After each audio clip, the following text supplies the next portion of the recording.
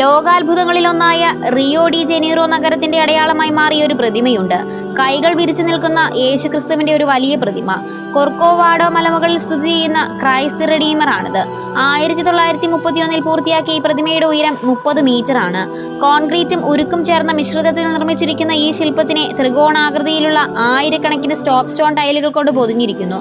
1930കളിൽ പടിഞ്ഞാറൻ യൂറോപ്പിലും അമേരിക്കയിലും വ്യാപകമായ ആർട്ട് ഡെക്കോ എന്ന ശൈലിയിലുള്ള ലോകത്തിലെ ഏറ്റവും വലിയ പ്രതിമയാണിത്. 1921 റിയോ ഡി ജനീറോയിലെ റോമൻ കത്തോലിക്ക അതിരൂപത യേശുക്രിസ്തുവിന്റെ ഒരു പ്രതിമ ഈ മലമുകളിലെ 704 മീറ്റർ ഉയരമുള്ള കൊടുമുടിയിൽ സ്ഥാപിക്കുവാൻ തീരുമാനിച്ചു. റിയോയിൽ എവിടെ നിന്നാലും കാണാവുന്ന അത്ര ഉയരത്തിൽ വേണം പ്രതിമ സ്ഥാപിക്കുവാൻ എന്ന ഉദ്ദേശത്തിലാണ് ഈ കൊടുമുടി തിരഞ്ഞെടുത്തത്. ഒടുവിൽ പ്രതിമ സ്ഥാപിക്കുവാൻ അനുവാദം കിട്ടി. മികച്ച ഒരു മാതൃക കണ്ടെത്താൻ വേണ്ടി നടത്തിയ മത്സരത്തിൽ നിന്ന് സിൽവ കോസ്റ്റ എന്ന ബ്രസീലിയൻ എഞ്ചിനീയറുടെ ഡിസൈൻ തിരഞ്ഞെടുക്കപ്പെട്ടു.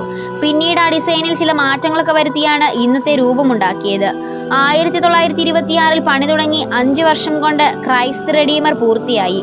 റെയിൽവേയുടെ സഹായത്തോടെയാണ് ആളുകളും പണിസാധനങ്ങളും മലമുകളിൽ എത്തിച്ചിരുന്നത്. നിങ്ങൾക്ക് ഈ വീഡിയോ ഇഷ്ടമായ ലൈക്ക് ചെയ്യുവാനും ചാനൽ സബ്സ്ക്രൈബ് ചെയ്യുവാനും മറക്കരുതേ.